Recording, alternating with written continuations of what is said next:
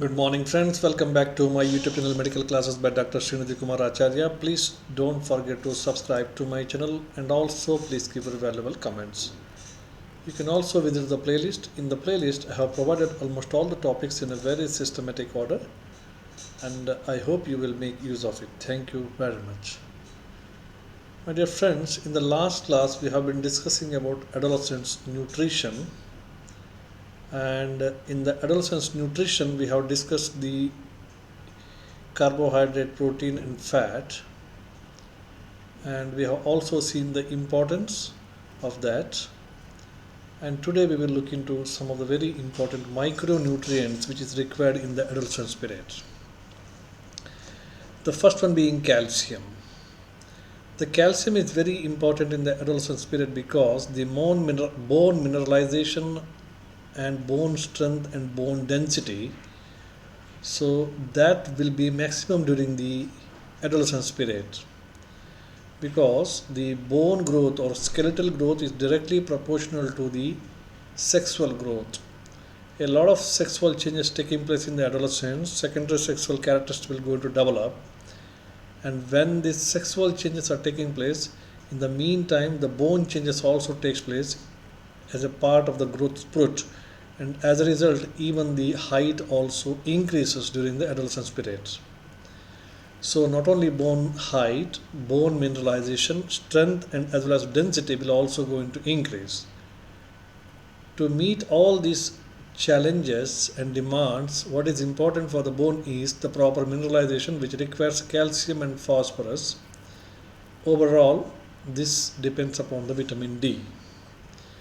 So all these three, calcium, phosphorus, and vitamin D, has to be supplemented in a proper way, either in the diet or some other forms.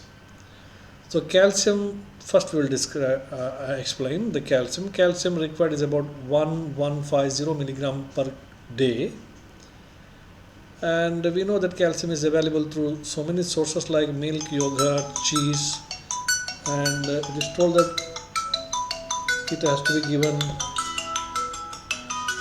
at least 5 servings per day. Calcium intake of 800 milligram of the calcium for optimal skeletal growth of the body and size and bone density.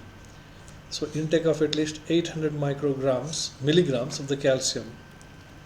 Okay, for optimal, if you are looking for optimal skeletal growth, then this much is very important. Okay, otherwise the daily the requirement is 1150. Calcium deficiency during the adolescence period predisposes to post-menopausal bone loss, especially in the female. The post-menopausal bone loss will be maximum if there is a calcium deficiency during the adolescence period. A lot of joint pain and then fractures and bone related problems. If it is associated with the weight gain also in the post-menopausal period, it will be more complicated then, okay, leading to osteoporosis and all those things. So if you want to avoid that in future, the adolescence period, again the calcium uptake or intake should be to the mark. It depends upon the adolescence period. In the adolescence period, how much calcium has been deposited, how the mineralization took place, what is the bone density and bone strength. So depending on that, the post-menopausal period, the bone strength will be there. Now, vitamin D has got several important functions along with the calcium absorption. We know that vitamin D is very important for the calcium absorption, but most important during the adolescence period is it regulates the calcium. It has got many functions. It has got immunological function also. Okay, it is a little. It also plays a very important role against the infections, infection control and all. Then many other benefits are there. Now, but most important at adolescence period I am talking, it regulates the calcium because we know that calcium absorption is possible only in the presence of vitamin D.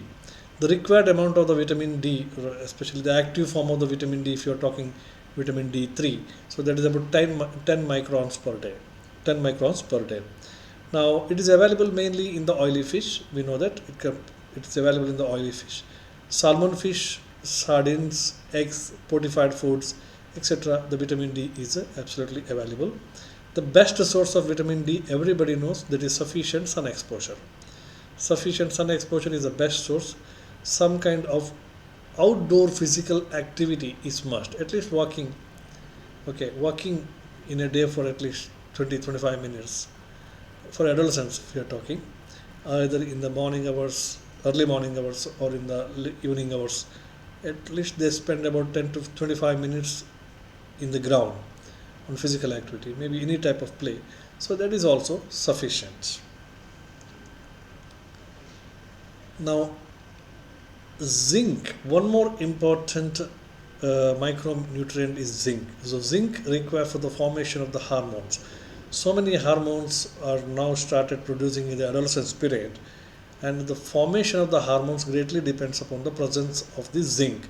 Zinc is also one of the essential component for the formation of the most of the hormones along with the protein. Okay, so in the early adolescence it leads to stunting height and weight. That means if the zinc is not there in the early adolescence period in the diet, so it may lead to stunting, body stunting, like height is decreased, weight is decreased, like that. The reason is the required hormones are not produced properly. Okay, in the late adolescence, if you are talking the role of zinc, it's helpful in the reduction of the lean body mass, weight loss, and body composition. Now, the zinc is very much vital for the growth and sexual maturation of the adolescents, because sexual hormones, especially, they require zinc. Okay, even insulin is also depends upon the zinc. Vitamin A production, okay, formation, vitamin A and zinc, so they are very important for the formation of the epithelial cells. So like that, there are multiple functions.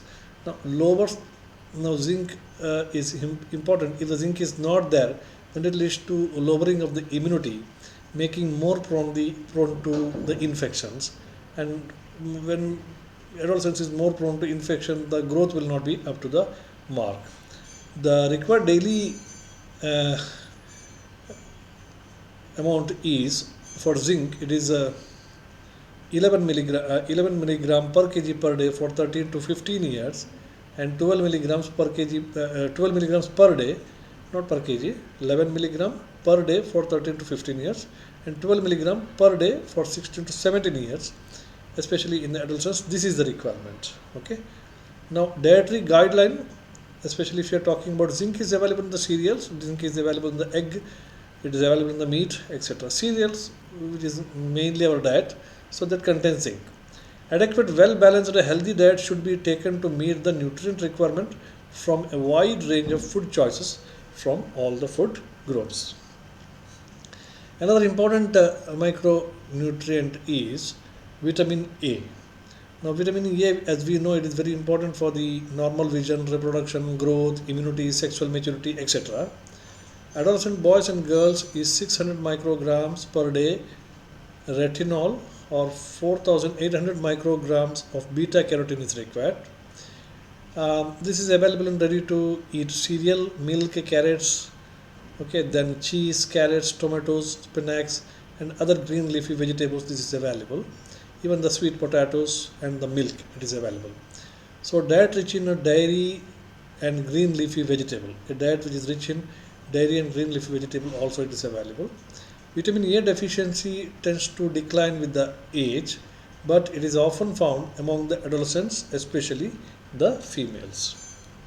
Talking about vitamin E in adolescence period, vitamin E, as we know, it has got antioxidant properties and becomes increasingly important nowadays as the body mass expands during the adolescence. In the adolescence period, as the body mass expands, so role of vitamin E is now increasing. So the dietary sources of vitamin E, as we know, vegetable oils, meat, eggs, then nuts and fortified cereals. Talking about vitamin K in adolescence period, important role in the blood clotting process. We know that the dietary sources include green leafy vegetables, fish, liver oil, then meat and eggs. It is also synthesized by the intestinal bacterial flora, and K is also quite important because vitamin K is a hemostatic factor, and therefore this plays a very important role, especially in the female, maybe in the menstrual period, menarche and all, or dysmenorrhea. If the adolescent is suffering from dysmenorrhea like problems, then obviously the vitamin K is important. For the male, again, Male adolescent, so if they are involved in some physical work and all, chance of injury is more. So vitamin K is important. Talking about vitamin B, so this includes a wide range of vitamins like thiamine, riboflavin, niacin, and B6, then B12, folic acid. Okay, so this is very important. B complex group of vitamins are very important for the metabolic process. Okay, in so many bodily metabolic steps. Okay, of different bit oxidation, transamination, glycolytic pathways, etc. So these vitamin B complex vitamins plays an important catalyst or cofactor, etc. So in total, for the proper metabolism, this is very important, and metabolism will be peak in the adolescence period, as we know. Now, adolescence nutrition, we have a major problem in adolescence nutrition, especially in India, especially in female. So that is anemia. So that we'll go to discuss in the next class. Thank you very much.